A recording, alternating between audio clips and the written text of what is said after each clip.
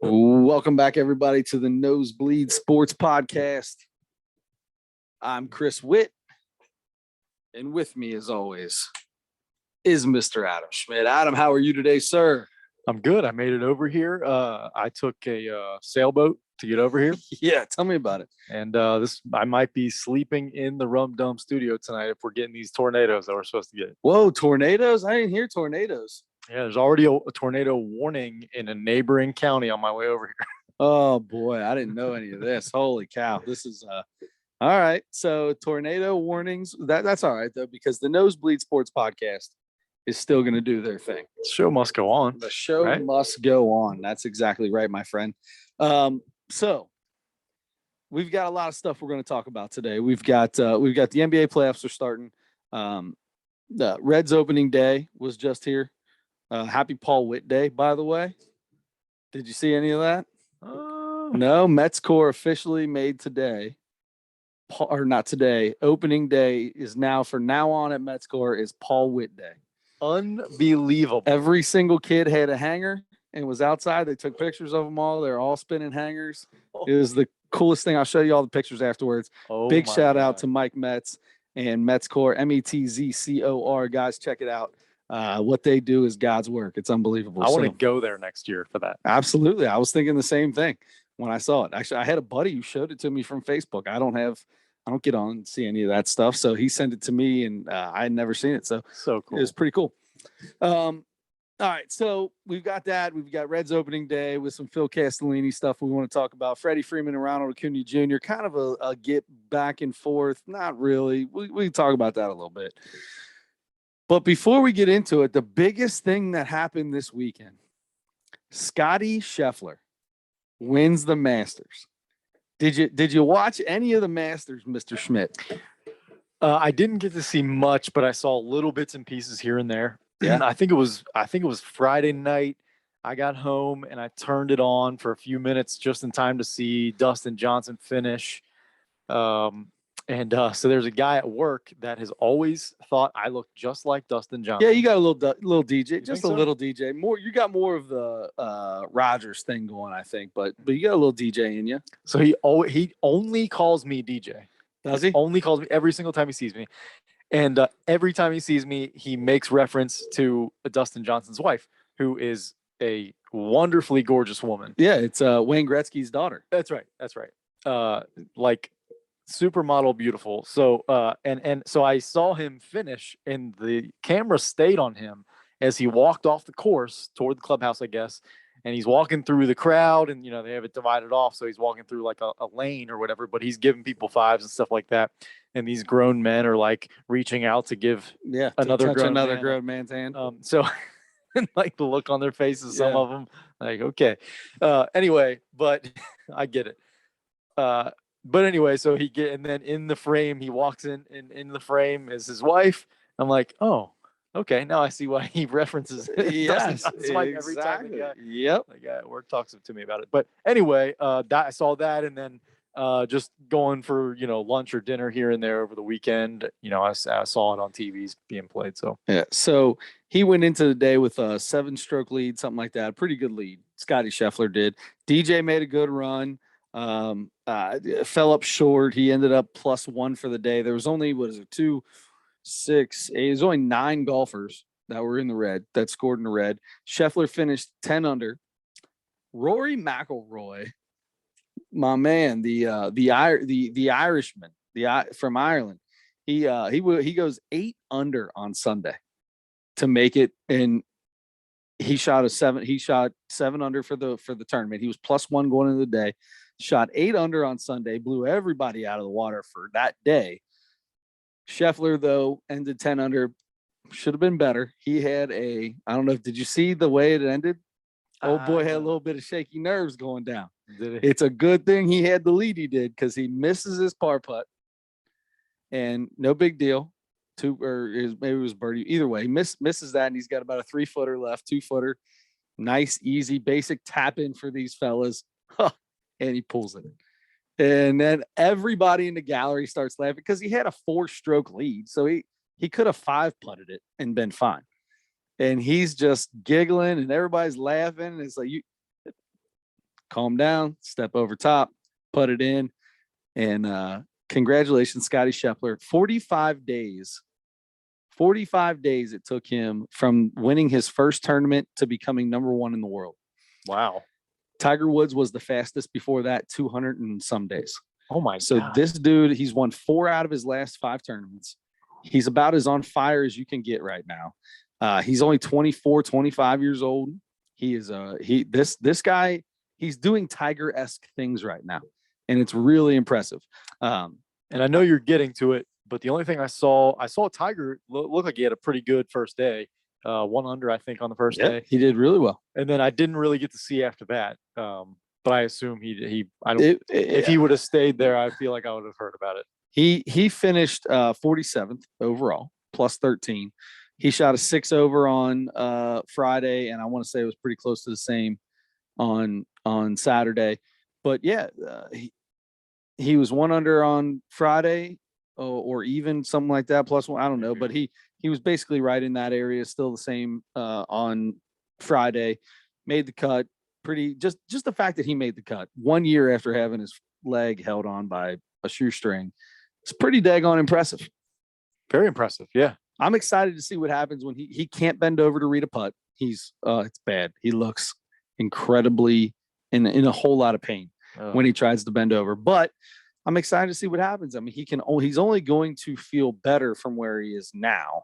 He'll never be 100%, never be that, but he's still got maybe, he's 46 years old.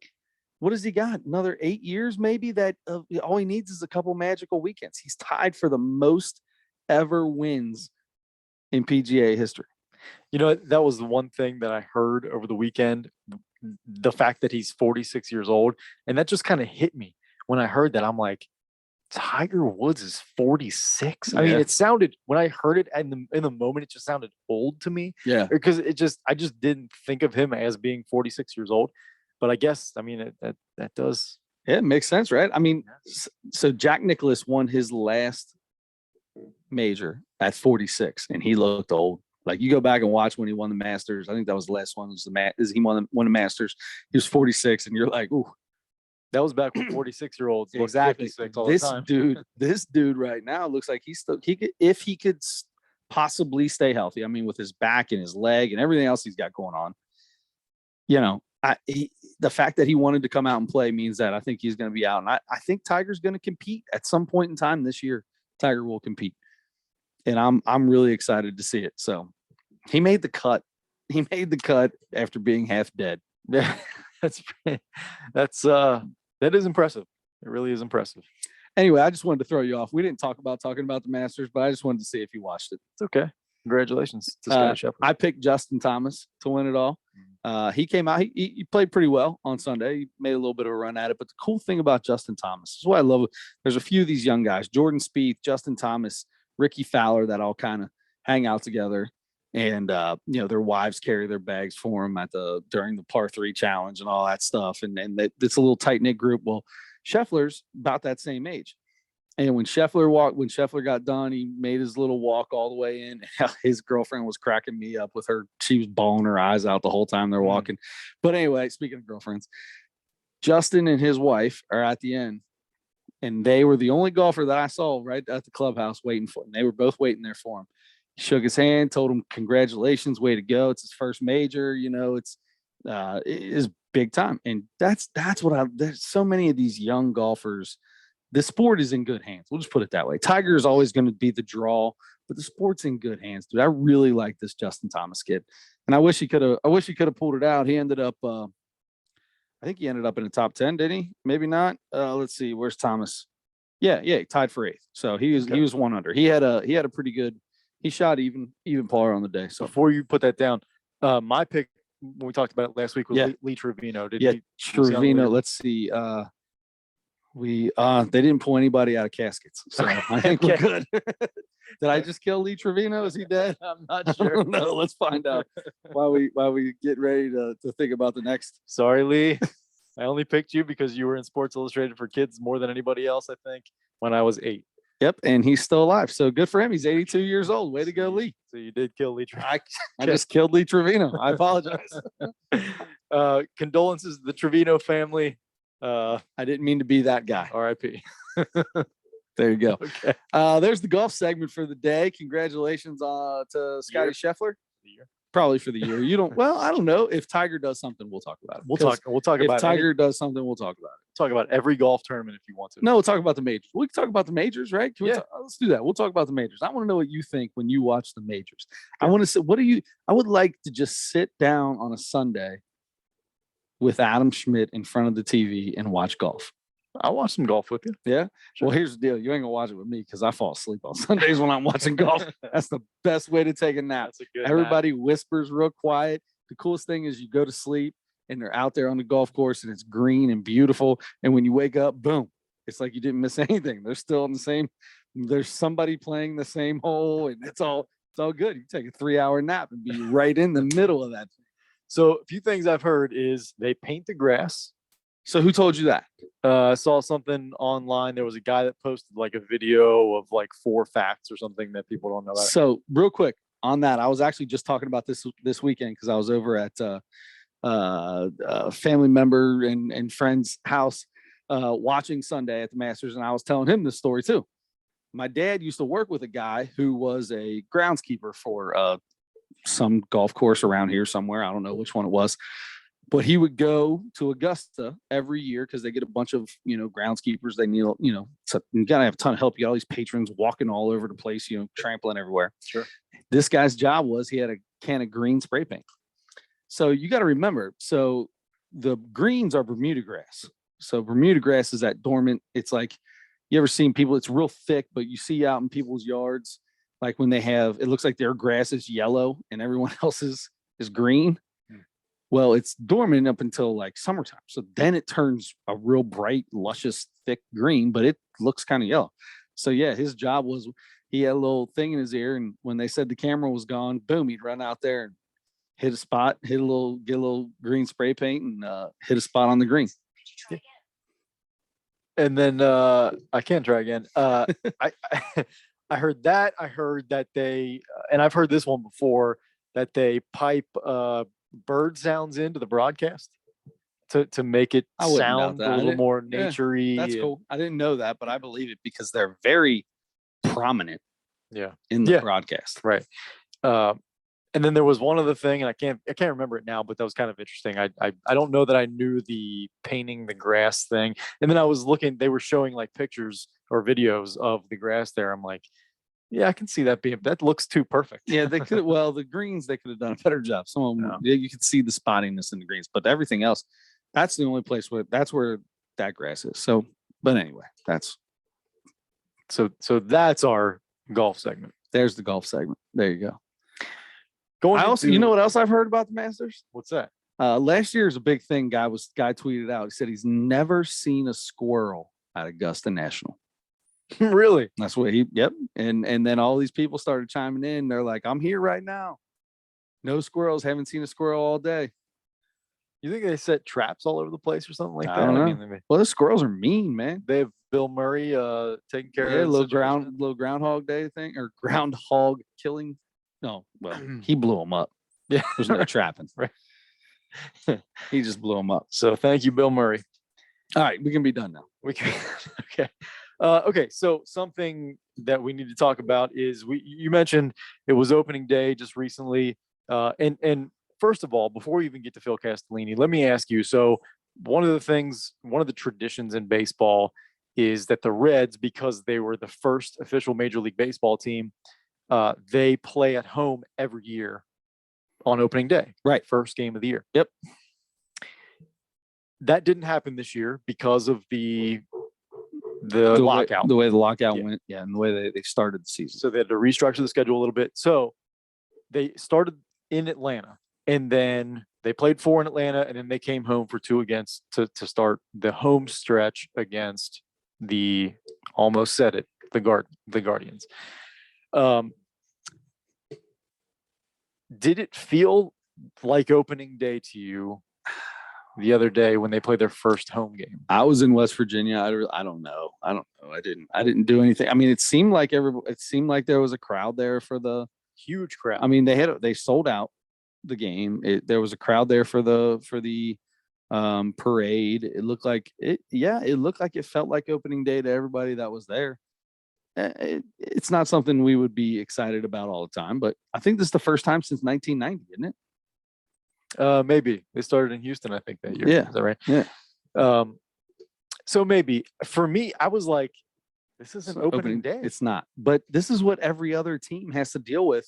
I guess so. Most of the time, their opening day is after the season starts. Some people go on it might be a week and a half later they get back from a road stand before they get their opening day. It's no big deal. You never have to worry about it again. So I'll tell you, I am interested in opening day less every year. I hate to say that, but is it because of the team?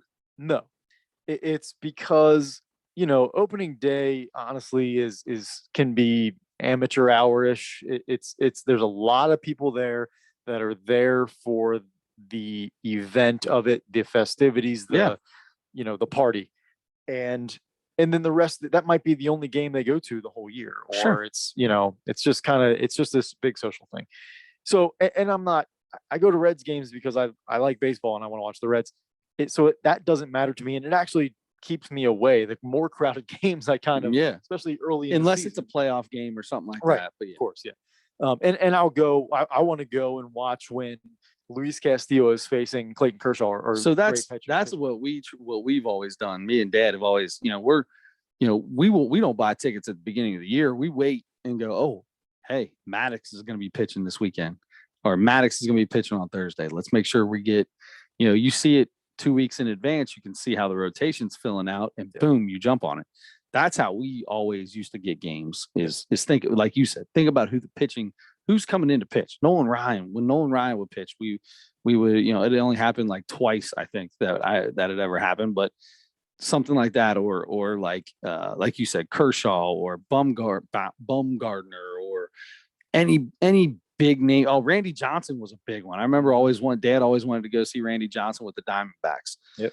So I'm with you on that. Yeah. So, but anyway, because of the crowd and the way it's, and then it's a massive party outside, especially now they have the surrounding area. They basically block off. Yep. The door. All the bars. Yep. Yeah. They have the door thing. So a lot of people are also coming in, and this was definitely from experience working there too for 3 years, more problems from people, being a little overserved, maybe coming into the game and then continuing that at the game.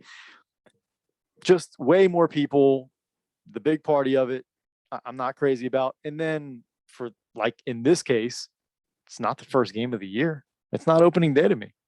So mostly for that. And then a lot of times it's the weather's not very good during opening day. More and more every year, I wait until late May, June, and then even in July and August, sometimes I'm like, too hot, waiting for September. Dude, those games are blistering. Yeah. You get a Saturday 4:00 game or something like that. Oh my God. Whoo, you better bring some suntan lotion. That's right. You got to bring suntan lotion. I'm gonna get up, and there's gonna be a pool on my seat, and the whole back of my pants is gonna be soaked through. Yep. And that's I hate that. But anyway, I don't know, for some reason I'm just kind of losing the whatever the fun of opening day was at some point. I'm just like, I still love it. Yeah. You're just a grumpy old man. I guess I'm not interested in the parade, honestly. I mean, see, I still got the kids that we didn't take them this year, but that is something that we did along before they all got into school. We would do it every year, take the kids down and do stuff like that. So, that is something that is a part that the kids love. And I think that's really cool. If I had kids, I think I would definitely do that. Yeah, but that's all about the kids, man. That whole parade thing is about the kids. I wouldn't expect you to be excited about a parade. I've seen more, and if I'm gonna be excited about any parade, it's that a Reds themed parade is the only parade I could possibly care about. Exactly. But I just don't care about any parades anymore. Anyway, the Reds started out in Atlanta against the defending champs, split with them. Better than you'd expect, maybe, I guess. Yep. And then they came home, and on opening day, lost that one, lost the next one. Your boy with the big grand slam in the 9th inning. My boy Jose Ramirez. I love Jose Ramirez. He's I know how much you like him too. He's super. Anyway, not off to a great start. Not that anybody expected. No, it's not. And that's the thing. If you're a Reds fan, what'd they do today? They lost. They lost today. So they got swept by the Guardians. Yeah. Have you seen this kid for the Guardians? Is it Wong or something like that? Oh, he's a rookie. I don't know if it happened today. I have to look it up. But it did. Well, up until yesterday, 5 games. This dude went 5 games without swinging and missing. Every time he swung, he made contact. So I think he got his, and not only did he swing him, but I think he got his first strikeout since, I think they said in AAA last August or September. Or oh, wow. like that. Yeah. I'm trying to think of his name. I think it's Wong. Yeah. Quan. Yep. So anyway, yeah, the Guardians, they did their thing, but I think this team's going to be fine. Lodolo pitched today. Hunter Green got to pitch. Castillo's still pitching for this team. We're getting to see some young players, and Phil Castellini had a little something to say about the young players coming up, and how important it is for this team. On opening day, he was talking about how important it is now for this team to grow their young players and to take advantage of the years when they have control of these players before arbitration is over and they can go into free agency. Yeah. And the spotlight is on these younger guys right now because the Reds got a lot younger because they got rid of some guys and trimmed payroll and all that kind of stuff. It's in Cincinnati. If you're in or around Cincinnati or you're a Reds fan from anywhere else, we know Reds fans in LA. A lot of people have been up in arms. A lot of Reds fans have been unhappy with there was a week where they had 3 days of trades and they got rid of a lot of guys that a lot of fans liked and that were a pretty key part of the core here. Jesse Winker and Eugenio Suarez and Amir Garrett, who not necessarily part of the big core, but Tucker Barnhart, who's been one of the best defensive catchers, who's won a couple of Gold Gloves. Guys that fans love and who have been productive players. And they traded them away and got really young guys in return. And they're basically kind of returning the payroll back to where it was 3, 4, 5 years ago before they did make some big moves in the last couple of years to try to bolster the roster and make a run. And I mean, they made the playoffs, but that was they lost. So let's talk about then the big controversy that came out of that whole thing. So because they made all these moves and there's talk now about them and the A's were the two teams that as soon as the lockout got over, they just got rid of, and that was part of the thing is they were trying to figure out an even better way to prevent teams from tanking. Mm-hmm. Right. And so, but then through all that, after all that, 2 teams trimmed all of their, not all of them, but a big part of their payroll off. So yes, so Reds fans have been angry about that. They also went out and made some moves though too. I mean, they paid Tommy Pham. They were confusing because of the direction they started going. Anyway, and then they tried to tell everybody, but look, we're still trying to be competitive here. Anyway, so Phil Castellini, president and COO of the Reds, son of the owner, Bob Castellini, was interviewed before the game, before opening day, the other day. And he was asked, so why should Reds fans, and I think the Castellinis took over in 2006. There have been 15. No, it was 05. 06? 05 or 06. 05. 05 or 06, I think. There have been 50. It's been 15 years. That's what it was. It's been 15 years. So there have been I think it's 3 or 4 winning seasons in those 15 years, something like that. They're 2-9 in the playoffs. 2-9 in the playoffs. And they've made the playoffs, what, 3 times, 4 times, 3 times. So that's not good enough for anybody. He was asked why Reds fans should stay engaged with the team, right? Yep. Why they and should his be answer? excited. His answer was, and I talked so long trying to set that. No, so his answer was, well, where are you going to go? That was the biggest thing. Where are you going to go? Where are you going to go? Sell the team to who? That's the other thing. You want to have this debate. What would you do? What would you do with this team to have it more profitable, make more money, compete more in the current economic system that this game exists?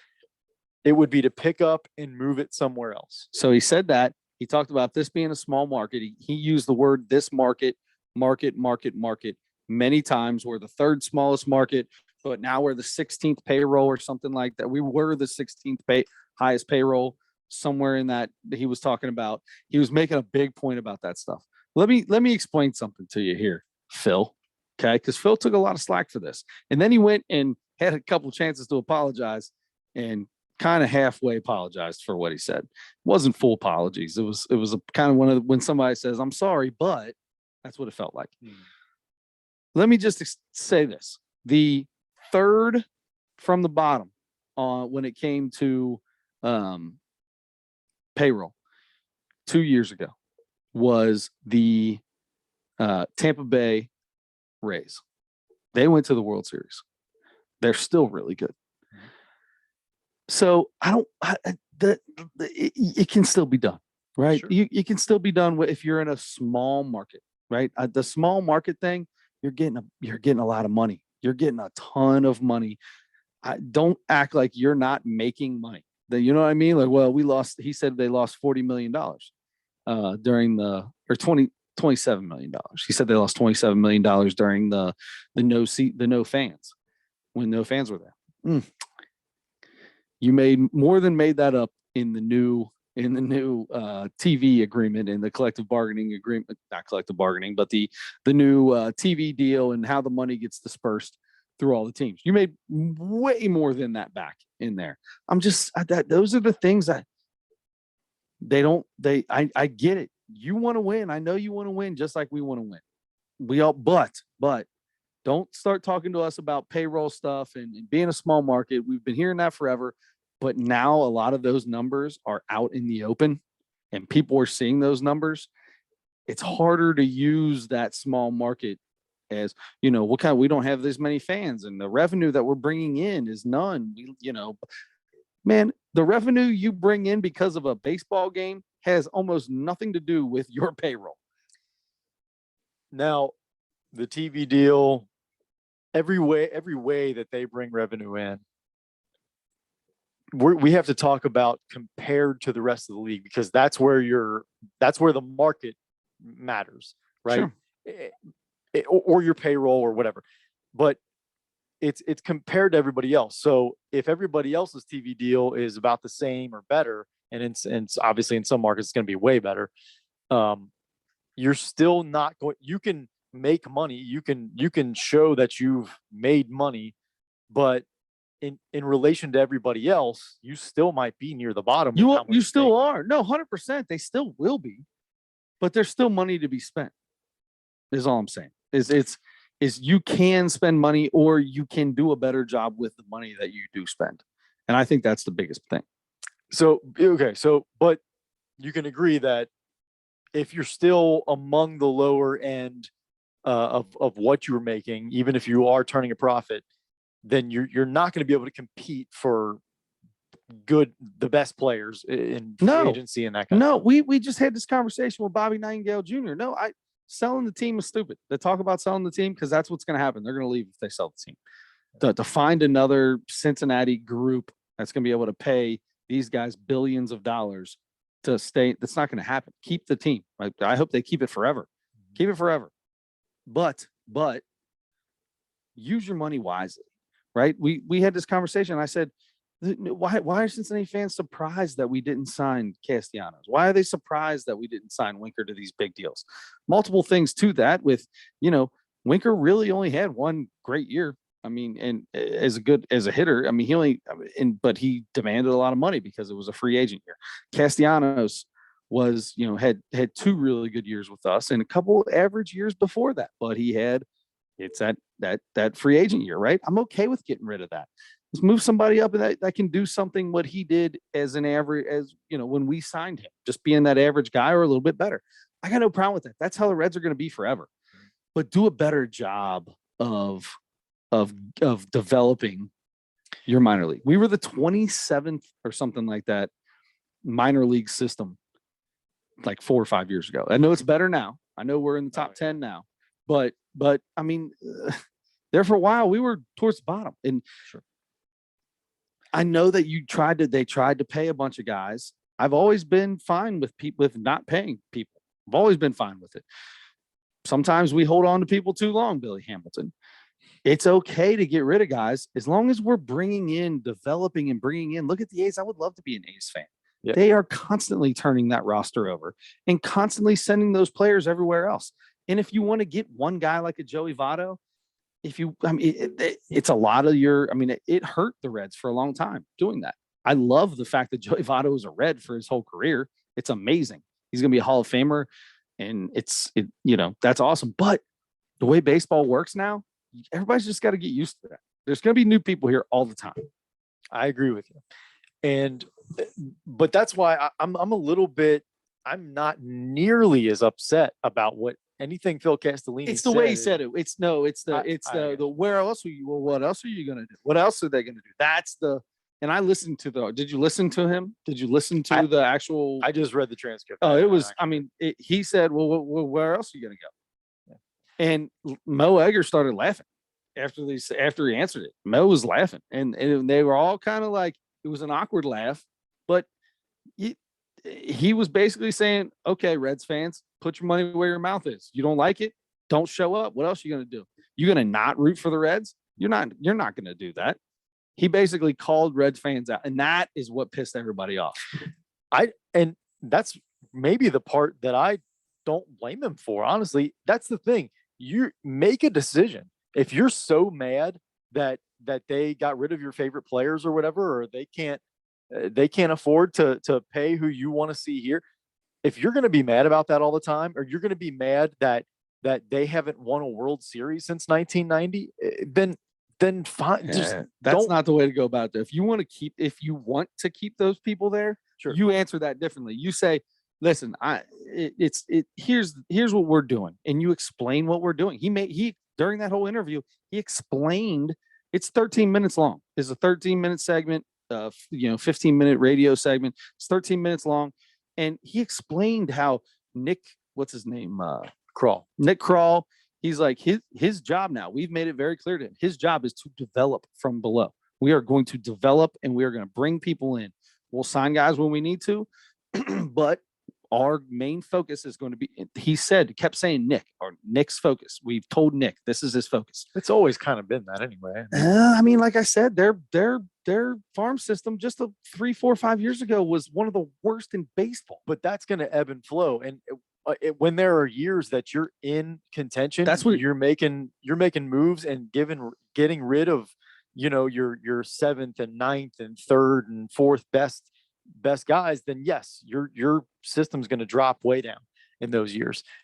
Because you're trying to pull Nick Castellanos in the middle of the year. Then you need to start making the right moves to where because and I know how easy it is to say that. Everybody needs to do that. Well, yeah, but it's not everybody. Bay's great at it. Oakland's great at it. That's what I'm saying. That's what I'm saying. That's what Reds fans want. That's what I think they should want. Of course. They should strive to be Tampa Bay or Oakland. That's what they should strive to be. I think they are. It's not. Oakland and Tampa Bay are in the playoffs every other year. Sure. Not all the time. They have big droughts too, but not that big.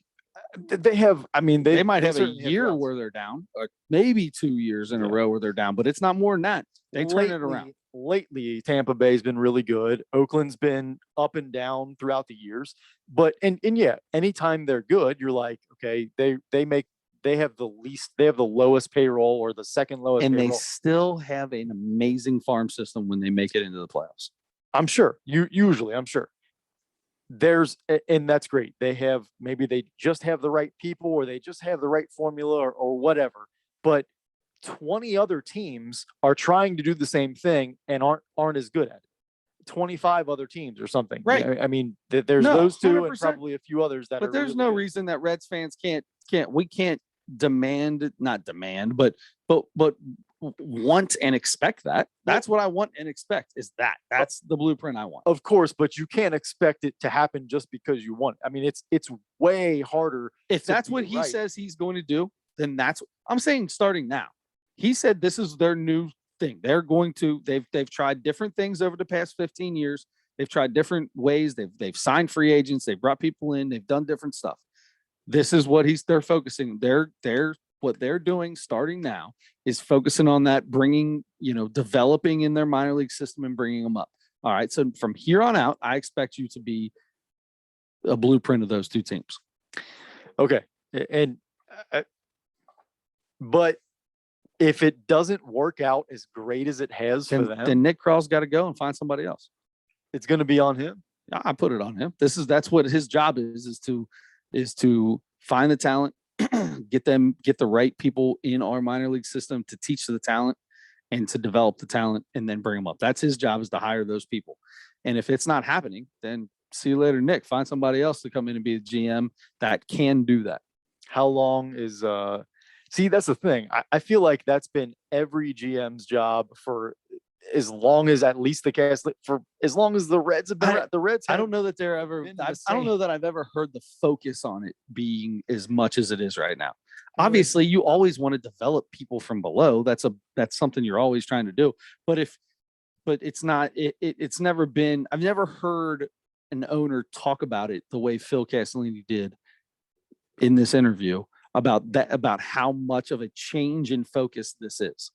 Okay. He basically said it multiple times. We are changing our focus in making it into developing our farm system. Okay. I was under the impression they were already trying to do that. Apparently not as hard as he thinks as hard as he's going to be doing it.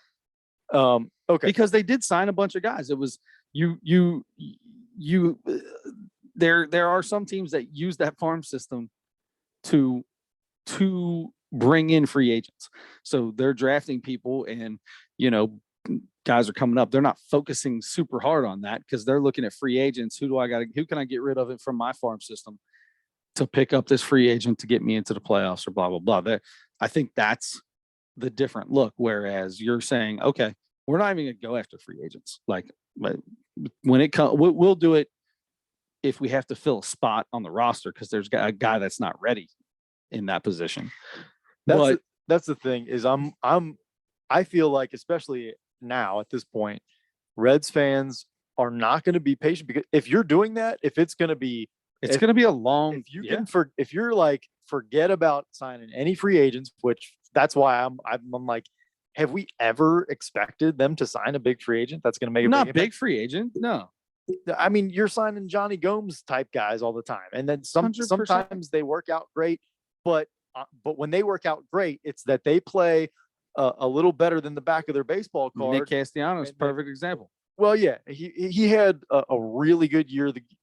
The Cubs the year before got him, I think, in the middle of the year from Detroit. He was lights out. Yeah, and he had, I think, enough heat in Detroit that I think they were interested in him because he was starting to look like a pretty good player. And I feel like that's the way Jesse Winker is now. I feel like he was this big prospect, and then he worked his way up, and he's gotten better every year. And I think he was hurt a couple years ago or whatever, and then he got his chance to play more last year, and he was like, he had a year or two under his belt seeing minor league pitching, hit way better. Now he's probably one of the better up and coming hitters in the game, right? Sure. Anyway, if that's the way it's going to be, if you're just concentrating on developing guys, then it's going to be a while. And if you don't have 3 or 4 guys work out at the same time, you know how hard it is. Well, that's where they're at right now. No, that's the whole thing of where they're at right now, right? You've got Tyler Stevenson, you've got Nick Lodolo, you've got Hunter Green, you've got the kid from Seattle, Jonathan India. What's the kid from Seattle's name? That we just picked up in from Seattle in the trade for Suarez and all that. That young. Is he not on the team yet? You mean, or can't remember his name. Anyway, it's another young guy. I can't think of his name. Another young guy. You've got that. You've got a 4 or 5 right there. Boom. Here you go. Here's that. This is the chance. We're in one of those times right now. We've got Jonathan India. We've got Tyler Stevenson. We've got dig on it. Whoever that third baseman's name is with the big beard. Oh, or Drury? the DH. Brandon The DH. Drury? Drury. Oh. Yeah, Drury. The DH guy who played DH the other day. Young guy. And you've got Lodolo and you've got Hunter Green in here. This is it. You got a 4-year window with that core of 5 guys, and anything else you can bring around them. This is where you get that Johnny Gomes or Hope Pham actually hits a ball and gets a hit because he's starting to look like Cabrera or that came for the Reds last year. They've got it right now. They're there. They've got that. They've done a good job of getting young, developed talent and got them to the major league level. They're there. So right now we're in a good spot. That's why I really think this Reds team's going to be better than what everybody, they're not going to win 60 games. They're going to win 70, 75, maybe 80. And next year they could be even better. But what does our farm system look like now that Lodolo and Green and India and Stevenson are on the major league roster? Well, I mean, you did pick up 2 or 3 guys in those trades that are going to be that 18-year-old kid that throws 100 miles an hour or whatever already. I forget his name, but but that's going to be 4 more years before you see him, maybe 3 more years or whatever. Sure. And that's the thing. As long as you keep doing it that way, you're going to maybe this is a core, but you have no idea. How can you not think this is a core? Just take out the Drury kid and just say India, Stevenson, Lodolo, and Green. All of them have proven that they are ready and they are here right now, ready to play. But they've proven that they're good enough to start playing Major League Baseball. Jonathan India just won Rookie of the Year. He did, sure. And Tyler Stevenson was not far behind him. No, he was sure. That's so far we've got 1 year. All right. And Stevenson was a part-time player. We got 1 year for those guys. Hunter Green, I'm really excited. I'm most excited about this season to see Hunter Green and Nick Lodolo pitch all year long. And I hope they both get to stay in the lineup because Luis Castillo is going to be back. And apparently tomorrow they're doing they're trying the Tampa Bay thing. They're going to have Luis Cessa start. I don't know if you've heard this. He's going to be a whatever they call it, not a starter, but whatever. Come in and throw 2 innings and then bring your starter. So they're going to try that. So they're trying different things, and that's good. That's fine. But this isn't the year. I'm not saying they're going to go compete this year. Okay. I'm saying this is the core. They're in Major League Baseball now. That this 4 or 5, this is your core. You've got 3, 4, 5 years with that core on this team. This is that moment in time, right? And it's going to happen every 3 to 4 years where we're going to move guys. And then hopefully I don't know what we have in our farm system now, but there's some people coming in. So when they're at the end of arbitration, we've got a couple rookies coming in, get to play with them. It's what Oakland does constantly. It's what Tampa Bay does constantly. Mm-hmm. Yeah. I just hope people don't over expect because it's really, really, really hard to do that and be good at it all the time. Those 2 teams, especially Tampa Bay lately, have been really good at it. That's not going to last there. I'm telling you, in Tampa Bay and in It's Oakland, lasted since 20 years since Longoria and all of them were doing it. It's the same group doing it, and they've been, they have years off, but they've been developing the same way ever since then. Sure, but it's up and down. It's not like I'm not saying the Reds are going to be great for the next 20 years. They're going to have down years because of the way you have to do this. So here's the thing. So for me, I feel like Reds fans gloss over 2010, 12, 13, 2 years ago when they were good enough to make the playoffs. And a couple like 2 years ago, sure, it was the first time they had the extra team or whatever. And that was not that good of a team, and it was a shortened series, and it didn't seem like that great of a team. I don't know. They were. It seemed like they were good enough to possibly win that series, and that's the thing. Like, I don't know. I feel like I hear too often that they haven't won anything since 1990. No, that's wrong. They've had some good years. Sure, I would love for them to be a 75, 80 win team every year or most years. They're not. They've finished 20 games under a lot of years.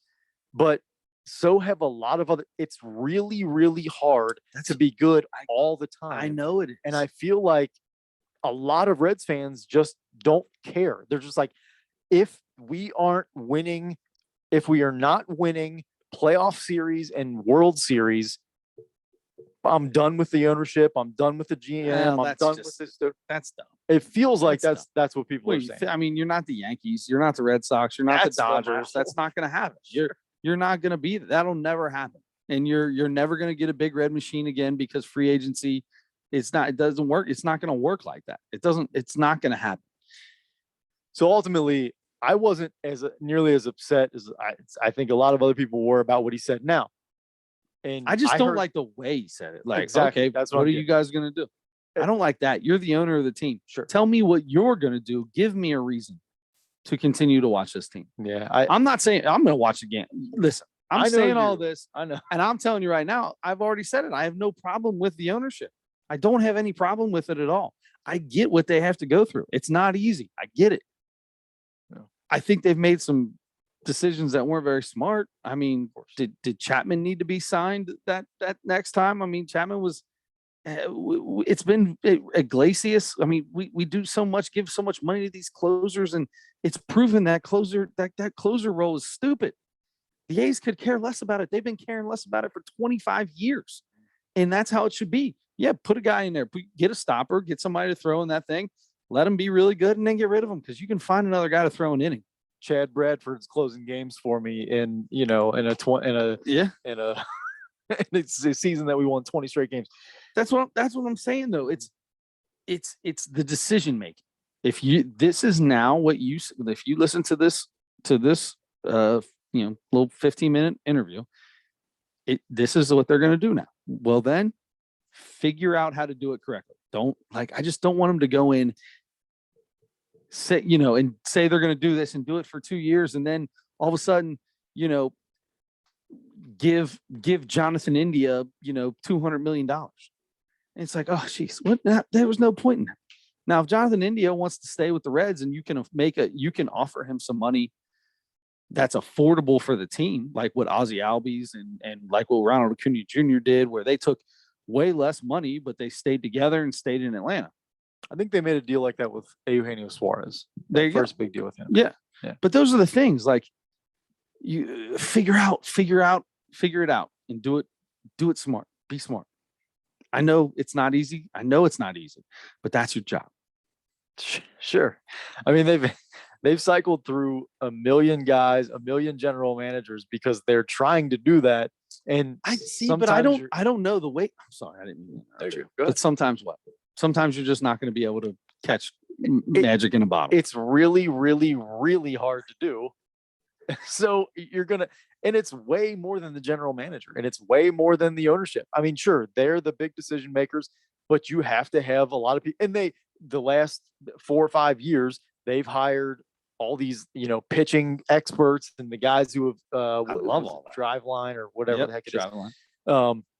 And they've gotten all these, and it seems like they're using what's it called? PitchCom? No, Yep. Is that what it's called? I don't know what it's called, but the bracelet, the wristband that tells you the pitch, throw, and all that. They're embracing every way they can keep evolving in being an organization and getting an advantage in some way, and figuring out, hiring math professors from Harvard and, whatever. They're trying to do stuff, but I feel like there's not enough credit given for some of the really good years that they had, for some of the guys that came up in the system and were developed in the system. And maybe they're not here anymore, but that's exactly what you were talking about. That's how it works. It's going to be how it works. I said this the other day. I know I feel like I'm getting upset and we're arguing about this, but I feel basically the same way. it's not going to happen. We're going to have really good guys, and they're going to be really fun to watch, and they're going to leave. It's going to happen 98% of the time. Reds fans got to get used to that. If they're not, I don't know how they're not used to it already. Exactly. Because every time we do pay one of them, it doesn't work outside of Joey Votto.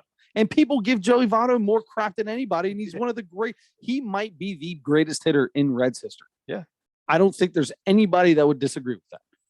No, I not disagree with that. That would not give him at least a leg in that stance. Sure. Right? I mean, Pete Rose obviously is one of the greatest hitters of all time. He's 4,200 and whatever, however many hits he's got. Frank Robinson's probably up. Sure. Yeah. But what Joey Votto has done, like that's the other thing. That's Reds fans, right? Like Joey Votto walks too much. What do you mean he walks too much? He's on base all the time. Oh, sorry. He's on base. He's got in Major League Baseball history. This is going back past the 1900s when, they just wanted to be on base so they could steal second and third because it was so easy because catchers didn't wear gloves. Yeah. You know what I mean? Ben McPhee ones that didn't start wearing a glove until it was like his second last year in baseball. And it was because he couldn't feel his left hand anymore. I miss the stolen base. They're trying to make it come back. They made the base bigger so you would steal. I mean, it makes sense. But anyway, the point of it is that the Reds fans, maybe it's Cincinnati, maybe it's just fans in general. I mean, look at the Bengals. The Bengals were left for dead. Nobody likes the Bengals. And then they go to the Super Bowl and everybody's the biggest Bengals fan you ever met. You know what I mean? Yeah. That's just how it is. Winning brings that on. So I think the biggest thing for Reds fans is the constant losing. It's gotten into a pretty big rut. Don't get me wrong. They've had some teams. I know you're about to say they made it to the playoffs 2 years ago. So one time, and then before that, when was the last time before that? That San Francisco series with Johnny Cueto? Well, they made it in 10, 12, 13, and so 10 years ago, I guess. And then so once in 10 years. It's 2022. Once in sorry. Twice. What else? Three times. Once in the past 9 years. Once in the past 9 years. Since that through 13 years. Since 13. So 14, 15, 16, 17, 18, 19, 20, 21. 8 years. Once in 8 years. Okay. Once in 8 years. And the problem is they're not competitive. If you're not competitive for a year or two, I get it. You're moving people around. You're getting bringing people up. I think it's just nobody likes losing that much. So that's why Reds fans get irritated. Nobody likes losing that much. And then when you do make it, get shut out, not score a single run. But that's not on the ownership. That's not on the general manager. You had a team good enough to compete to get to the playoffs, to be one of the 8 teams, or now it's 15 or whatever.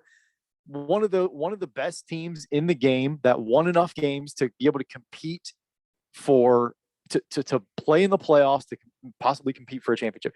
You were good enough to get there. They put teams together to do that. It doesn't matter. It honestly doesn't matter. When you look back, yes, at that point, it's the players didn't perform in those situations. And maybe they weren't as good as the other teams that they played, but they were good enough. They were good teams. I mean, they won the division a few years. They were a wild card team a couple of times. You have to have a good enough team. This is 162 games. If you're not very good, you're not in the playoffs. You're not doing it. I mean, yes, there are now, a team or two every year that are going to be that are going to be 4 games under 500 that make the playoffs. That's not very good. It's not very good, but it's not the bottom of the league. I mean, you have to be good enough for a long enough time to where you can compete. If you have won enough games to make the playoffs, you have either a good enough pitching staff or a good enough offense to compete against other teams. There are going to be one or two teams. And that's what it was. Be 1 or 2 teams that have really good all of those things that everybody's not going to really be able to compete against. But I feel like there's I just have heard too many times recently, I'm done with the Reds. They haven't won anything. That's wrong to me. And that's why I kind of understand Phil Castellini being, I 100% agree. He needed to say it in a different way. One time they made the playoffs in 8 years. And you basically just said it. If you're not in the playoffs, you're well below 500. So It's not like you're killing it. It's just the constant losing. It's constant. Nobody wants to constantly lose. But it's not constant. I mean, It is constant. You only go to the playoffs one time in 8 years. Look at half the league is in the exact same boat or worse. I like to see what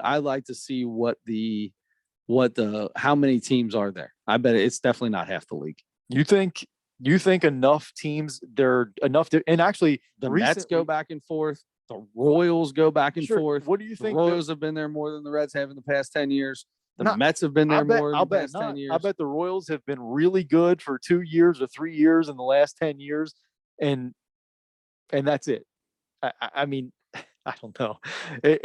I feel like there's not enough understanding from Reds fans that this isn't just because they're not winning, not getting to the World Series in a long time, or not. Is that it though? Is it the World Series? Or is that weird? It's not that. Okay, that's not me.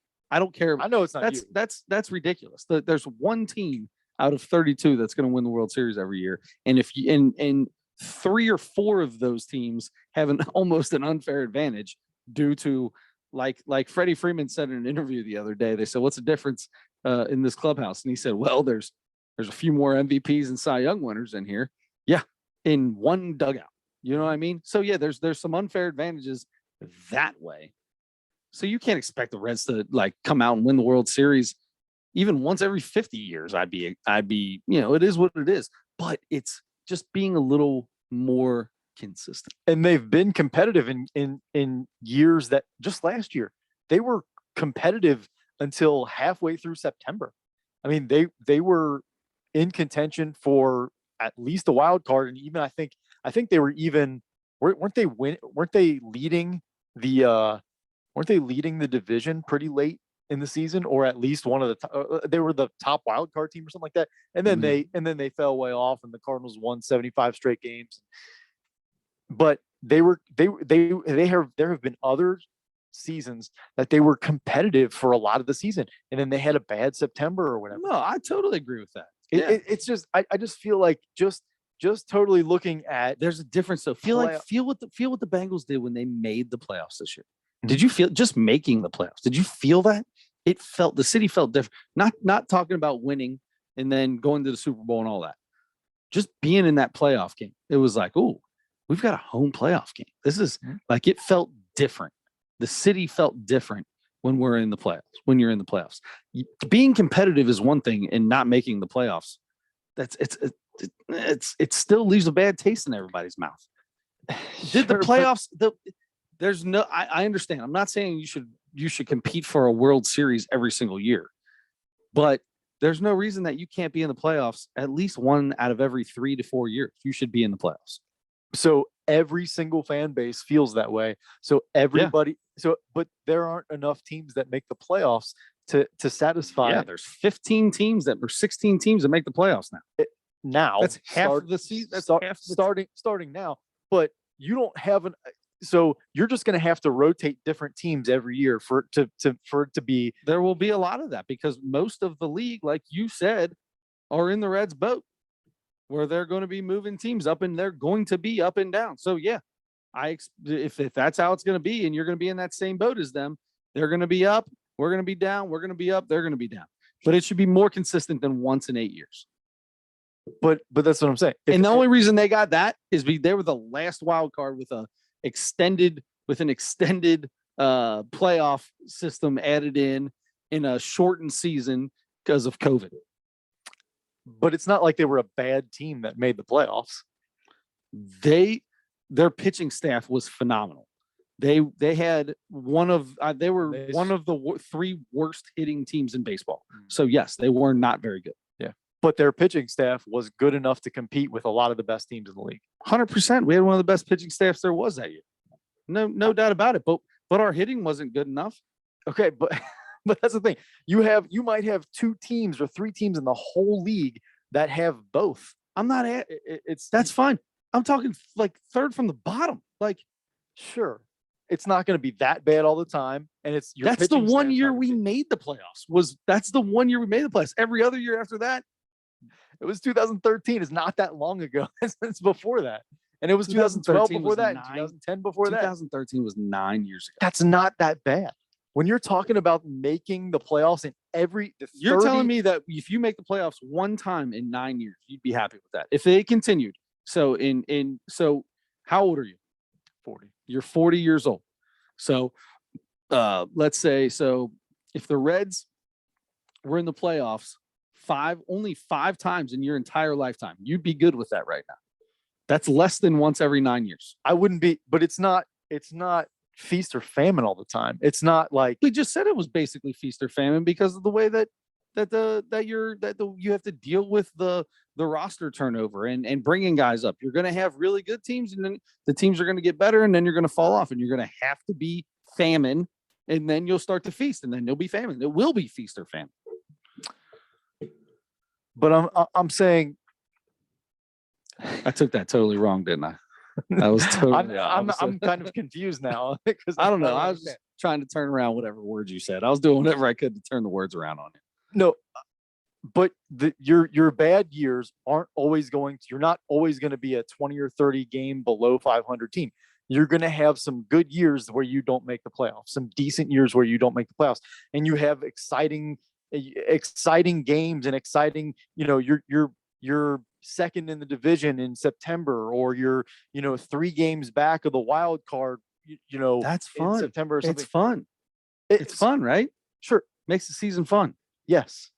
But it's not. But if you're not in the playoffs in the end, there's going to be disappointment.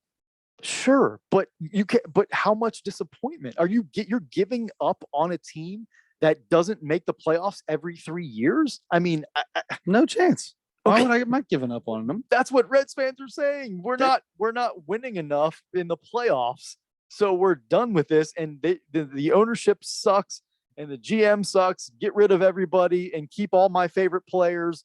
And I expect everybody to win. I expect them to win all the time. Like If that's the really case, then feels I that. hate Reds fans. I feel like I'm I arguing. do hate Reds I feel like fans. I'm arguing on behalf of Reds fans, but I don't agree with that. I am trying to make a point about. I think there's a middle ground. I don't think it's 100% where you're at or 100% where they're at. I think there's a middle ground we should be trying to find somewhere. I don't think it should be. We should just be good with, oh yeah, you remember 13, 13, 12, 11, 10 years ago when we made the playoffs. Oh, those teams. It's like we all forgot all about that 15 years ago, 10 years ago. That's a long time, man. My kids weren't even born. My kids weren't born. I feel like they've been alive forever. Let me ask you another baseball question. There are certain organizations. Here we go. So we're just done. Are we just done? I'm kind of done with that. There are certain organizations, not all, but certain and actually, there's probably something. The Reds used to be one. The Reds used to be one. No facial hair. I used to be one from Mrs. Doubtfire. Got to get that out. So there are certain organizations that have this sort of code of conduct, code of ethics, whatever you want to call it. And it's not anything written, it's, I hate to say unwritten rules because that's so overplayed in baseball. No, these are written rules. These are written rules in the organization. Maybe, yeah, they are. I'll bet some of them are and some of them Yankees, Braves. Apparently, I didn't know the Braves were like this, but I never really paid attention. But apparently, there's quite a few. They're written rules. This is the way there's the 84 lumber. 84 lumber. You cannot have a beard. You cannot have hair that comes below your ears or something like that. You can't have sideburns that go below your ears. Your hair has to be to the neckline or something. And that is that's a company. It's company policy. If you don't like it, you're not going to work there. They will fire you for having a beard. Mm-hmm. You'll get a warning or two or whatever, but they will fire you for having. And there's organizations. It's a written rule for them. Yeah. So. And I'm sure there are some things that aren't even written, but they're like sort of expected that guys in the clubhouse are going to enforce just because we want to have this standard for maybe specific things or just an overall standard that is a little bit more clean cut or a little bit more whatever it is than other organizations. So this is a couple weeks old now, but Freddie Freeman and Ronald Acuna Jr. in an interview said something about he's not going to miss Freddie Freeman because he disagreed with the way he was kind of giving him a hard time. And he went back later and said it was just in my rookie year. Everything's fine. don't cover the A of the Atlanta Braves hat with sunglasses. Can't cover that. I love that because why take sunglasses out on the field if you're not wearing them? Put Well, sunglasses on. That I totally agree with that. I hate when people do that. You But see outfielders do that all the time. Put sunglasses. I know it's a different story, but I can't stand when an outfielder walks out to the outfield with sunglasses on their hat and then a ball gets hit in the air and they're having trouble because they're trying to use their glove to shade the sun. You got sunglasses on top of your head, ding dong. Right. Put them on. But Agreed. that's not the point of the Braves. The Braves is you don't cover up the A. You don't cover up the A. You don't wear eye black all down your face. I think it sounds to me like they can wear some eye black, but it's got to be the standard just under the eye or whatever. That's too bad because I really like that when people do like the crazy stuff. I know you probably don't, but I don't care. And then there was another one that I'm trying to remember. But anyway, it was those kinds of things that earrings, jewelry, earrings. Yes. Yeah. And I think maybe hair might've been part of that too. I think you may have not been able to have a certain length of hair or whatever. And so Ronald Acuna Jr., who most people praise now because he's all about all of that kind of stuff. And that's the flash. And that's the stuff that everybody's like, hey, we got to have that in baseball now to get young kids interested in this thing. But organizationally in Atlanta, they had rules against that. Freddie Freeman, who I'm sure heard the same thing when he first started from Chipper Jones or whoever the leaders were, the veterans were in that locker room, told him. So then he was in that position where he had to make sure the younger guys know, hey, this is the way things are supposed to be done here. This is what is expected of us. This is what has to happen. Everybody's being held to the same standard here. Okay. Ronald Acuna Jr. didn't like that. I'm sure the rules are probably different now. I'm not even sure. I'll have to watch a Braves game and see if anybody's got sunglasses on top of their hat. But so he mentioned that he wasn't too thrilled, or sounded like at first he kind of said, I'm not going to miss Freddie Freeman because we didn't have a great relationship or something like that. It sounded like he was sort of getting that way. And then once that got a lot of attention, he's like, well, I didn't really mean like that. And Freddie Freeman came back and said, I love Ronald Acuna Jr. There was nothing there. It was just, I just had to do what I was expected to do. That's what we have to do in Atlanta. The guys, I was the veteran. He was the young guy, came in. I had to let him know how things are done. What is your take? Because I know we've had a million conversations on this podcast about all that kind of stuff. The flash, the whatever, the way they play, the way they look, everything now is different than it used to be. What is your take on those kinds of rules still in 2022, 2020, 18 even, still being in either the rule books or just generally accepted as the rules because it's always the way it's been in clubhouses? I'm fine with it as long as everybody knows what the deal is. I feel like is you walk in, you go, look, here's the deal. You play for me. Because this is I feel like I got no problem with it. We play with a little more integrity here, right? You practice like you play, right? So, if we exude a certain amount of or I don't know what the word is, but if you show up to work and you look ready to go all the time, then you'll be ready to go. But if you show up and like Freddie Freeman was saying before, like they on the road, you don't wear tennis shoes. There's no tennis shoes when you're on the road coming to and from the game. He had a pair of like really nice Gucci something shoes. Did you hear this thing?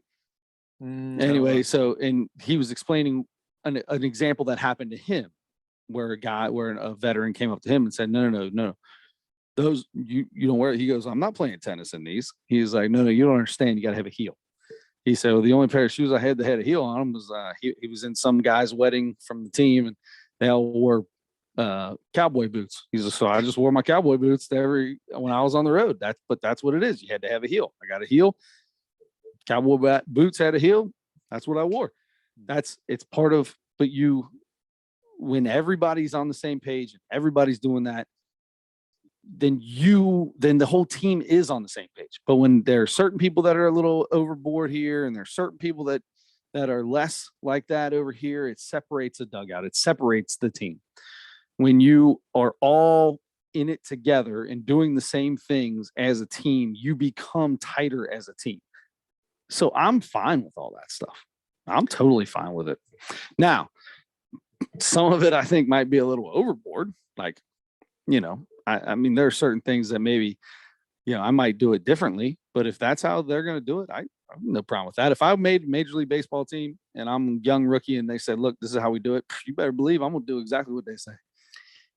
Including if you are a generational talent like Ronald Acuna Jr. Yeah, and 100%. And I would be even more, it's even more important for somebody like that to do it because you're setting an example. Here's the deal. This is what the team does. And as soon as this is how our team does it, this is what we do to stay together as a team. This is what we do to be one. So we're all kind of one. And then all of a sudden you stray away from it. You're a once in a lifetime generational talent that is now allowing people to think that go against the norm is totally cool. Now you're against your team. You've done something to be you've done something to show up the team. Some would think from that team might think that and that's not good. I don't care if you're a once in a generational talent. Look at that. That doesn't mean that I want you on my team. Then I'm going to tell you right now, there's a lot of really good players that if I'm coaching and you're a piece of crap, I don't care if you're the greatest thing. You could be Ken Griffey Jr., but if you're a piece of crap, I don't want you on my team. I would rather have because that's one player. That's one player. How many World Series does Ken Griffey Jr. have? And I don't mean this like Ken Griffey Jr. is an asshole because 0. I don't mean it like that. No, yeah. What I'm saying is just because you're a generational talent doesn't bring me rings, doesn't do that, right? But look what the Braves organization did for so long. Mm-hmm. They were the epitome of greatness throughout the 90s and even in, up and down throughout the 2000s. They only won one World Series, so. Yeah, but they won a lot of playoffs. They were in the playoffs constantly, right? What did I say? They're I don't care about the Reds fans are stupid for thinking you're going to win the World Series constantly. They're in the playoffs constantly and winning constantly. Yep. But that's who they were. And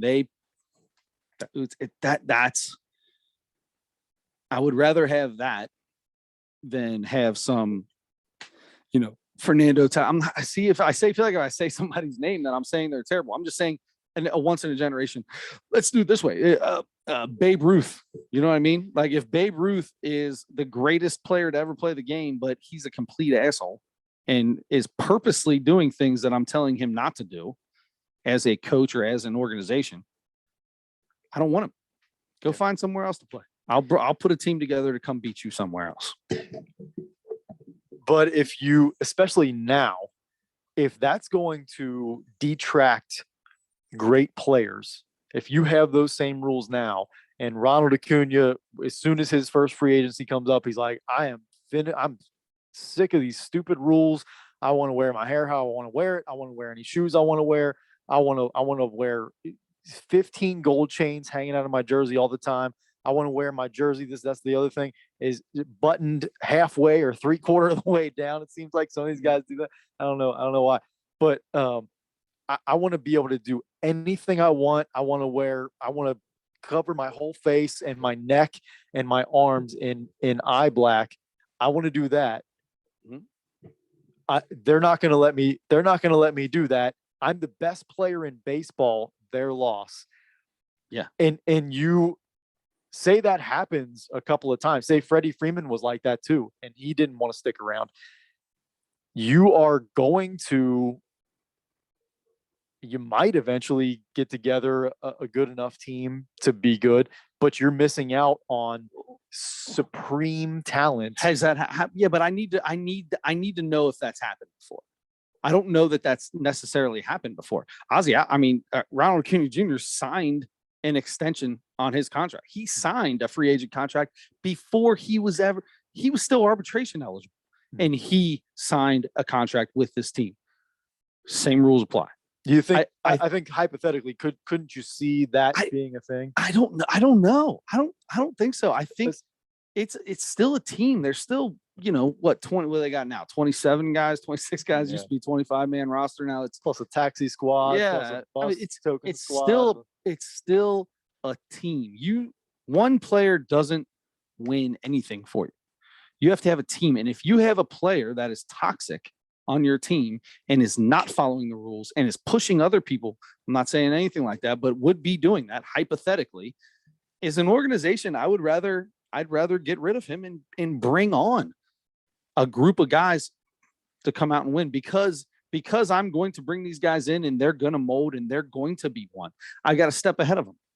I'm a step ahead of whoever that guy goes to because he's going to go somewhere else and something else is going to annoy him no matter where he goes. And that when you don't have a happy clubhouse, you usually your team does not succeed very well. Yeah. And there are exceptions to that because I think you hear it a lot in like college basketball too, is we recruit character guys, number one. Sure. And it's and not that if you wear chains or whatever, not that your character stinks, but if you no, the point is if you're against the rules and you are going to go into free agency because of the rules of this team. Mm-hmm. But I don't know that I need to know if that's ever happened before to know in what team it happened to see if that's really a thing. I mean, the Yankees bring guys in and they shave their face off as quick as you can shave it off. And it was unfortunate when Randy Johnson did that. He needs some facial hair. He kept his mustache, which, is what it is. But Johnny Damon had the biggest beard anybody in baseball. He ripped that thing off right away. That's the thing, man. And I think baseball's a little different too. The game of baseball is a little bit different.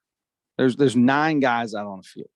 You know what I mean? And I mean, football does the same thing. I mean, you can't even have your towel hang very low, a certain length off of your uniform. I think those are league rules. Yeah, they are league rules, but it all goes into the same thing. I'm totally fine with it. I'm totally fine with it. I wish more organizations did stuff like that. I don't know how far you have to go, but look, man, we all wear suits. We all wear, we wear this when we're on the road. We do this. It's regimented. It's organizational. It's sorry. It's what, you talk about baseball players being, or just athletes in general being, what's it called? Like I tie my shoe the same way every single time. What's that called? Not tradition, but yeah, you got a loss for it too, right? You know what I'm talking about there, right? Routine, maybe, or well, it is a routine. It becomes a routine, and when you're in a routine, you do things right. But if things are always different, and you got one guy wearing the craziest looking thing you ever seen in your life, or something goofy, it's just I'm fine with it. I know that whole blabbering I just did for the last 2 minutes made no sense, but a lot of people think it's really stupid, even going all the way back, because the biggest guy that's ever done this is John Wooden at UCLA for 20 years. You couldn't have any facial hair. You couldn't have your hair. One of my favorite stories about Bill Walton at UCLA was he started growing a beard, and he showed up to practice one day with a beard going, and Coach Wooden said, Bill, I need you to shave. You're not supposed to have any facial hair. You know that. He said, Coach, I feel like this is this represents who I really am. I stand for a certain thing, and this is me. This is who I am. I don't think I'm hurting anybody. And he said, Bill, you're an incredible, valuable member of this team, and we're really going to miss you. And Bill Walton went to his dorm and shaved and came back to practice. And so, yeah, but it works for some. It doesn't work for some. That the Reds relaxed their facial hair policy to be able to sign Greg Vaughn. Right? Remember that? Yep. So certainly for the right people, rules are changed and things like that. I mean, yeah, if you're, you talk about once in a generation. I mean, yeah, but if you're a once in a generation talent and you're going to throw a fit over something silly like that. So, but I guess the thing is, that's for somebody being signed in. You're talking about somebody being signed to the team. I'm talking, we're now talking about somebody that's a young player coming up in the team. I think either way. I mean, well, Greg Vaughn might not have signed with the Reds. Maybe he would have made the decision to sign with somebody else if he's like, this is my facial hair. I'm keeping this. You'll never see this face shaved again. You will never see me without a beard again, ever in my life. I Okay. just shaved mine last night. It looks good. Went I back to the noticed that. goatee. No, it looks terrible. I hate it. I Really? need to go back to the beard. I like the I'm beard just on you. used to it now. I'm just used I to like it the now. beard on you, Yeah. but you're good. You're good I there got a too. fat face now. That's why I hate my face without anything on it. I have to hide it. So anyway, but Ronald Acuna still having a little bit of a sour taste in his mouth now, 4 years from apparently the time that he came up and Freddie Freeman approached him about, look, you can't be doing all this stuff. These are the rules. This is the way we do it here. Sorry, that's the way it is. And him saying so in an interview, like, hey, I'm not going to miss Freddie Freeman. He gave me a hard time about following the rules. I found the interview on the Instagram live thing that was done, and I couldn't find anywhere where they translated it into English. He definitely looked like he was kind of giving it the old shrug it off, like he kept going with this, like, yeah. And then he started talking about eye black. He was going like this, and he was talking about this with the sunglasses over the A, and he was making hands. But I don't know the tone. I don't know exactly what was said because I don't speak that language, and I couldn't find it anywhere with the translation. So okay. Yeah, there was apparently there's an ESPN reporter, I think, that kind of translated a lot of it. But anyway, so that was the gist of it at least. And apparently things are fine, and they both have complimented each other through the media and stuff now. But just an interesting thing I felt like, because I was with you, I didn't realize the Braves had those things. Mhm. So I don't know, just kind of an interesting thing. Okay, so we have spoken a lot longer than we were expecting to on those things. So listen, the NBA playoffs are basically going on right now. The play-in games have been over the last two nights. Friday will be the matchups to see who's going to be in the 8th spot. We will go over next week. We will go over all the matchups in the NBA playoffs. They'll already be going on for a few days, but so what? We'll be a little bit into the playoffs. Doesn't matter. None of the series will be over by then. We'll go over all those then. I would like to talk to you now about Miss Taylor Tomlinson. Okay. Is that okay? You want to do that before we do our Mount Rushmore? No, I would like to talk to you first. You didn't let me finish. Oh, sorry. I just kidding. Sorry, I didn't let you finish. Please continue. No, I certainly made a mistake there. I would like to talk first about the Mount Rushmore of sandwiches. Maybe part 2, maybe part 1. I can't. For some reason, there's something that It's part 2. It's part 2 because we had the bologna. Remember when you came over for the bologna sandwich? Was that fried bologna sandwich? Yeah. Yep. Because I was making my list and fried bologna sandwich was on it. Okay, so maybe we've done this before, but it's always interesting. Like we talked about last week. Look, we could do this again tomorrow, and my list might be different tomorrow. Exactly. Okay. Exactly. So, what is your top 4 sandwiches? So, what are your 4 top sandwiches? Number 1 is something I haven't had in quite a while. Unfortunately, because I usually get into grooves with this where like I'll make one for myself and then I'll be like, it's constant. Like for the next 3 months, I'll have 2 a day. Peanut butter and jelly sandwiches, 100%. I was always a real light peanut butter guy, heavy jelly. And then I started going heavy peanut butter, heavy jelly. I'm not a light jelly guy. I need a lot of jelly because I'm not a peanut butter guy. So definitely a heavy peanut butter, heavy jelly. I put my peanut butter on like I put my mayo, man. I don't want to see any piece of the bread at all. Same with the jelly. I don't want to see bread underneath it. I don't want to. There should be no translucent jelly that I can see through. I need it thick. You want that thick jelly, huh? Yes, I need that thick jelly. Number 2 is we'll go with the one I already said. Is the fried bologna and cheese sandwich. Ain't nothing better than that. You get that a little bit of garlic salt on the outside of that bad boy, butter fried in butter, got to be fried. The bread has to be toasted in butter. That's the best part. So not just put bread in a toaster and then fry your bologna and put it on the bread. No. You have to put butter on one side of the bread, each side of the bread, put those on first. Okay. And then flip those over. Once they get there, put your mayo on your bread, and while it's frying the backside, then pull that off, fry your bologna, Well, then put it on there with your cheese. Boom, fried bologna and cheese, a little bit of garlic salt, delicious. Reuben, I'm a huge Reuben guy. I love Reubens. Mr. Reuben from Elder. Mr. Reuben. Yeah, he's a great guy too. So love the Reuben, love so there's that. And then last and most definitely not least, man, see, I wanted to go just like something typical and just say like ham and cheese or something like that, but I think I'm gonna go with the just the standard Italian sub.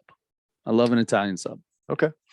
Plenty of different meats on there, lettuce, tomato, onion. Hard to mess up an Italian sub. It's a good 100%. good sandwich. Yep. All right, that's a good list. I'm gonna go make it easy. Number one, peanut butter and jelly for me. No doubt about it. Peanut butter and jelly. Feel like I had a peanut butter and jelly every day of my life for the first 16 years of it or something like that. And can I say something real quick about peanut butter and jelly? If you eat peanut butter sandwiches, I don't like it. Really? Yeah, if you're not eating PB and J, if you don't put jelly on that thing, or just don't tell me that you do that. I feel like it's still good. Yeah, of course I'm gonna put something else with the peanut butter, but so people put peanut butter and a lot of different things on there. I think I don't know if you did, if that was just me at the Edwards house and we did peanut butter and honey. I didn't. I ain't never did that. We did peanut butter and honey from time to time. Aunt Peggy used to ask us what we wanted. One time I thought it was funny. I think I've told the story before. I thought it was funny, and I told her I wanted peanut butter, jelly, and mayonnaise. Oh. And she made me one, and I ate it. Okay. That was out on McHenry. Yeah. Good call. Yeah. Same with the peanut butter and honey. Yep. All right. Number two, I'm going basically the same. When you were explaining how to make a fried bologna and cheese sandwich, grilled cheese. Oh, grilled cheese, just the basic same thing. So basically, my fried bologna sandwich is a grilled cheese with fried bologna on it. That's all it is. Get the bologna out of there for me. Grilled cheese, delicious. You can even throw on a different meat. You can throw on some bacon, ham, something like maybe a little ham. Yeah. I would say bacon's probably my favorite meat to go on a grilled cheese, but just a plain grilled cheese. Are you a crispy bacon guy, or you like it a little rubbery? I like crispy. Yeah, me too. Yeah. I love when people burn bacon and like you walk into somebody's house. I've had it happen multiple times. Walk into somebody's house afternoon, they just got bacon sitting around and they're like, oh yeah, I burned some bacon, but there's a couple good pieces in there if you want it. Oh no, I want that burnt piece. I mean, that burnt. We get that charcoal bacon. I don't like anything burnt. I don't like any black on any of my stuff, but I do like a well done bacon. I got you. Yeah. Gotcha. Number three, I'm going with just like a deli turkey sandwich. So, yeah. But here's the thing. I don't get it at the deli. I get all the ingredients, and I was making these for a couple of years. I'm like, this is the best thing I've ever done in food preparation in my life. It's just, whole wheat bread. It's turkey, just deli turkey from the deli at the store. Nothing fancy. Slice of cheese, slice of American cheese. You're going mustard, you're going pickles, another slice of turkey on top of that. This is all in order now. And then the bread on top of that. I like that. It's delicious. Delicious. I love any kind of sandwich where you know exactly how you put it together. Yeah.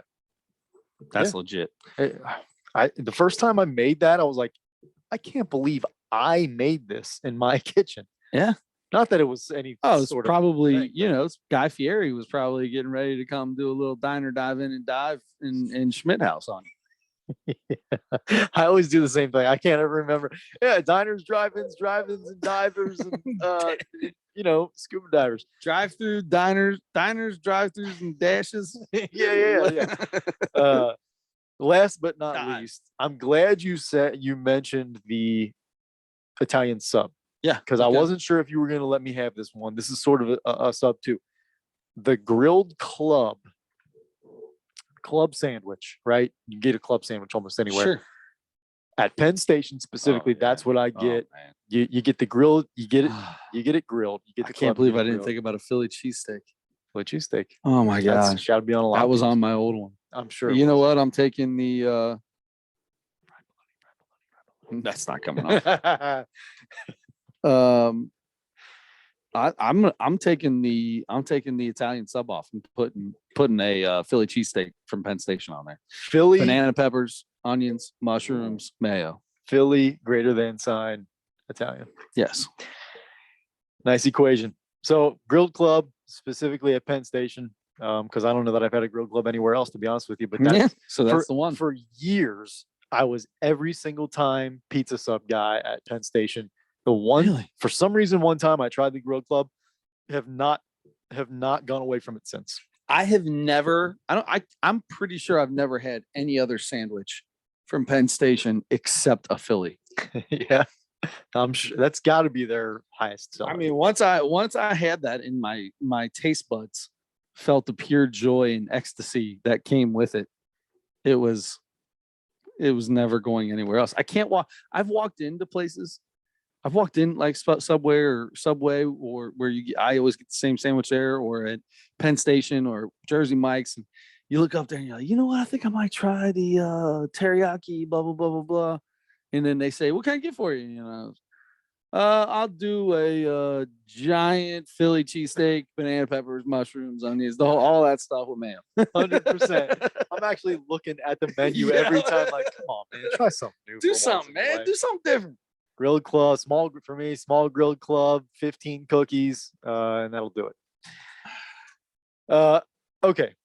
You know who talked about joy and ecstasy and whatever other adjectives you just said there? Yeah. Taylor Tomlinson did.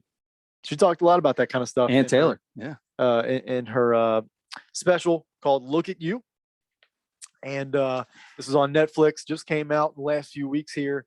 And so we watched originally, I don't remember what episode we talked about this on, but we watched her first special that was on Netflix, Quarter Life Crisis. If I remember right, I know that I liked it a lot. I'm pretty sure you did too. Yeah, I think I did. I think I had it just, a little. I wasn't phenomenal or anything, but I had it I gave it a good score. I should have looked back and found out what we said there. Anyway, Taylor Tomlinson is back up here. That was 2 or 3 years ago, I think, that Quarter Life Crisis came out.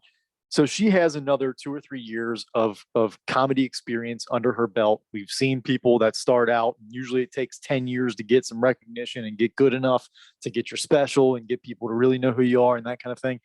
She can't be 10 years in yet. She's only like 28 now. Yeah.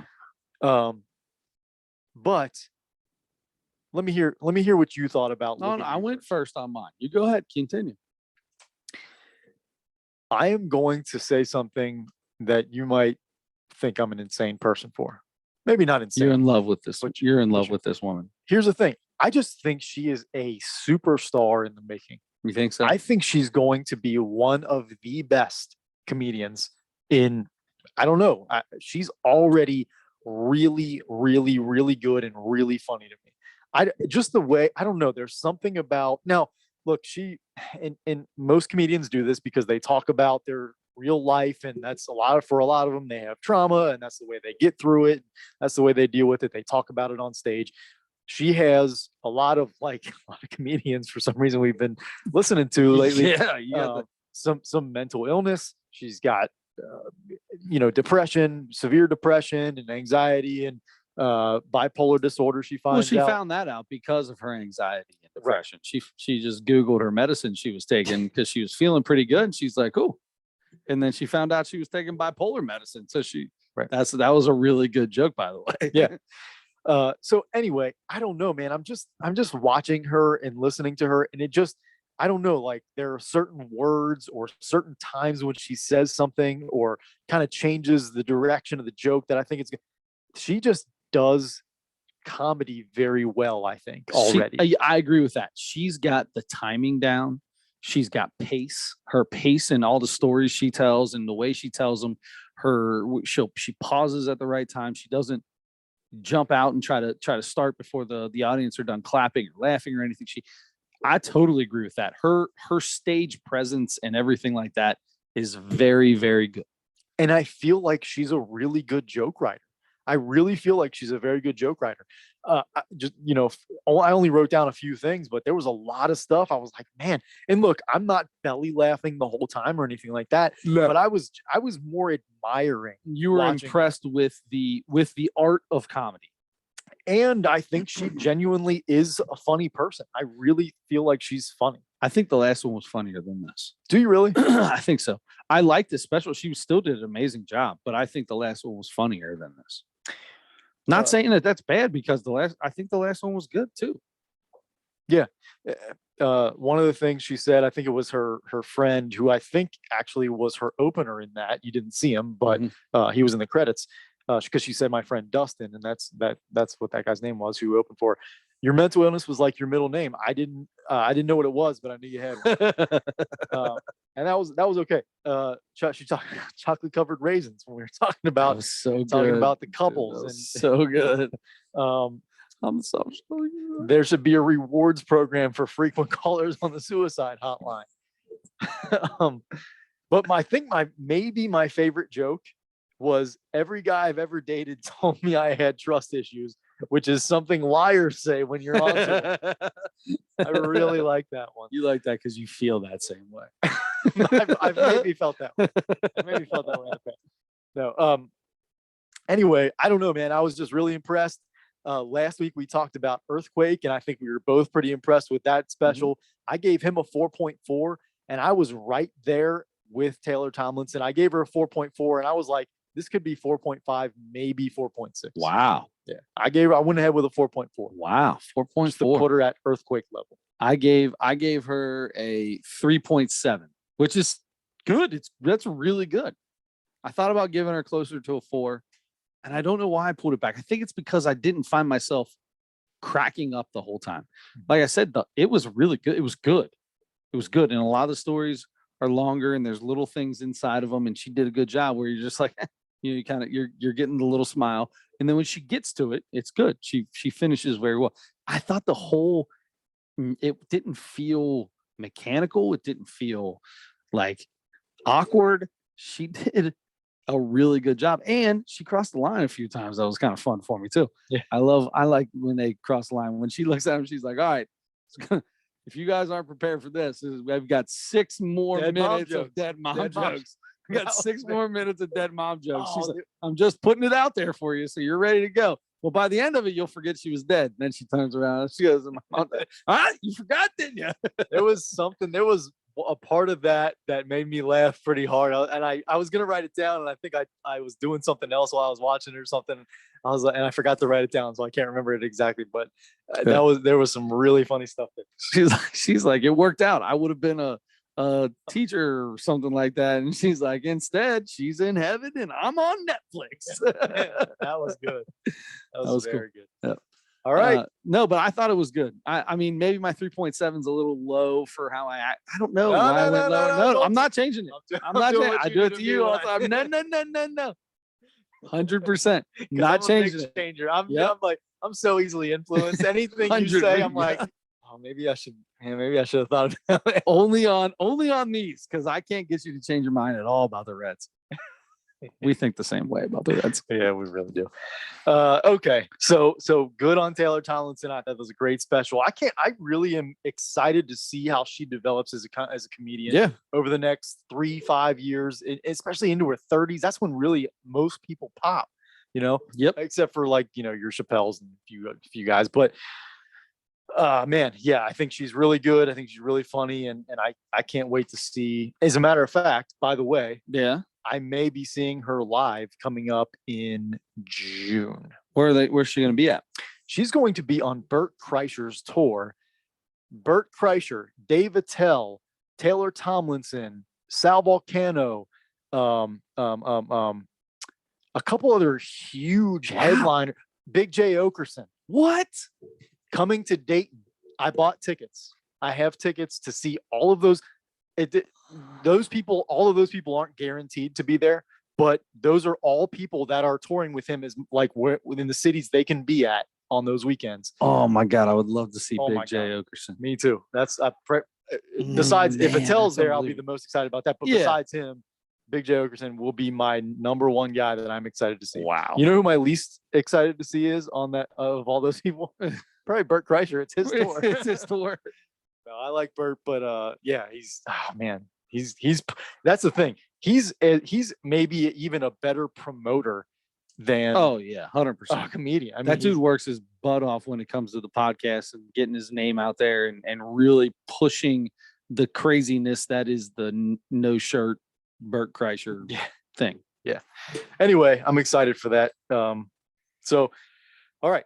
So we have for next week, you have a comedy special to pick. I have a Mount Rushmore to pick, and I think I think this sounds like such a simple thing for a Mount Rushmore that maybe we've done it before, but I kind of don't. I think it's so broad and it's going to be so hard that I think we haven't done this specifically. Okay.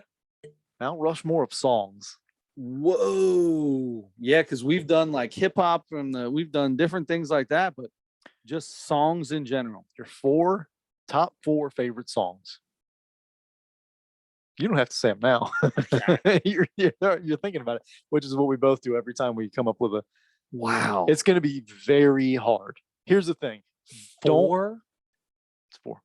Top four songs. Man. To have to, and if you're like me, you are going to rack your brain and you're like, you put way more into this than there's actually. I'm going to forget something. Yeah. It's like, this doesn't matter at all. But, you're right. But I'm like, yes, I'll be, yeah. But I can't put that song ahead of that. I can't leave this song out of it. Yeah, but do I like this song better than that? Do I like it better? No, maybe I don't.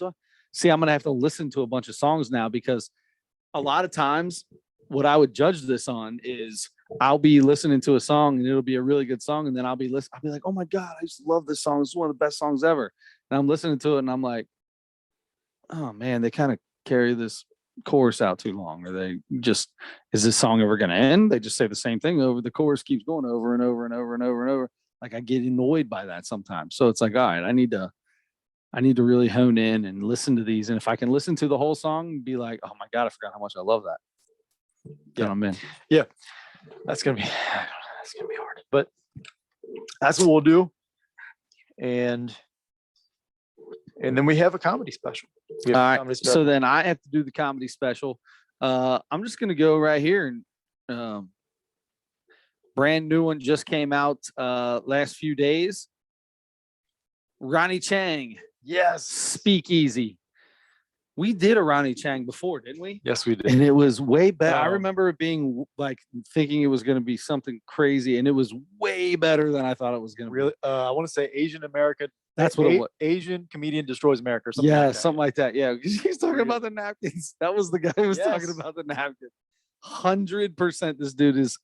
I hope this is as funny and as good as the last one. And you notice Netflix is doing a lot of this, where they're signing these comedians to 2 or 3 time deals, right? They started with Jay Chappelle, Dave Chappelle, Jason Chappelle, Big J Chappelle. Big J Chappelle. That's a great comedian. Right there. That would be so good. Wow, talk about 2 different looks. Good night. But no. It started with Dave Chappelle with that 5 special deal that he did, and then you see Taylor Tomlinson just did it. You've got this is Ronnie Chang's second one. There's been a few others that have had boom in like 2-3 years. They've had 2 specials come out pretty quick to each other, which is what's his name? I was just looking at him. Tom Segura, I think, was maybe another guy. Segura was one. Another guy. I was just looking at him. Nate Bargatze was one. There's quite a few of them. So anyway. Yeah. All right, good. I saw that too, and I was like, man, the first one was fantastic. Yeah. I was figuring one of us would do that pretty soon. So Ronnie Chang Speakeasy, that's the one I'm gonna go with. I'm excited, very excited about that. Adam, it is late. You've done a really good job of making the last 20 minutes of this segment go quick. We'll talk about the NBA at a later date. I apologize for rambling about the Reds for as long as we did, but that's basically what this was Reds fans suck.